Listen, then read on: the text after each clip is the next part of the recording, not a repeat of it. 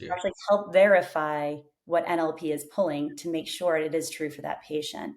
So all these different layers, and AI is helping with like pulling the data together, getting those extra like valuable nuggets of data that are kind of buried and just aren't in the ICD-10 or a SNOMED kind of Right. coded.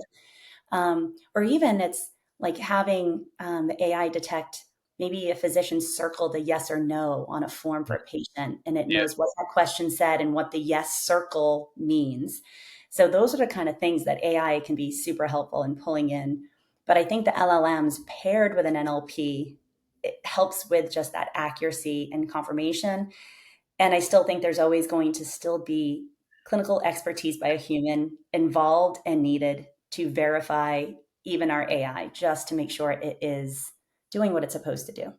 Yeah, and I believe in that. I feel that, as long as we are touching another human, the human element of is going to stay within the healthcare industry. It's not going away. Although health AI is trying to scare all the jobs away, and that's the narrative. But I don't know. I'd love to hear your thoughts where you see, because I'm pretty sure companies are now started thinking about like, how do we evolve, how do we go from here so that we don't get left behind competition, at the same time optimize everything.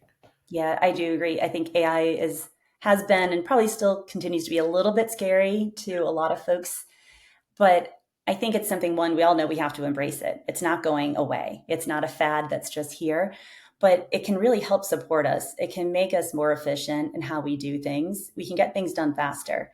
So instead of thinking of it as a replacement for clinical expertise and like, nurses that are like combing data, it just can make them so much better in doing their jobs faster and more rigorously, and we can get more done. And in my mind, it's we are trying, in my 25 years, we've been trying to move this industry and like get ahead. We know all these different places we need to go. We need to find more patients to match trials. We have like, I can tell you about all the gaps, but if we have something that can make us all work smarter and faster and more efficiently, let's embrace it and utilize it where it makes sense so we can get ahead faster. Then it's always been a slow evolution. And I think now we can evolve even faster.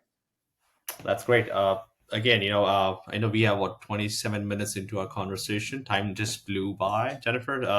Again, I want to thank you again for this fantastic conversation. I think real world evidence is the I would say it's a game changer for the industry, and experienced professionals like yourself coming in and helping put some structure around is awesome.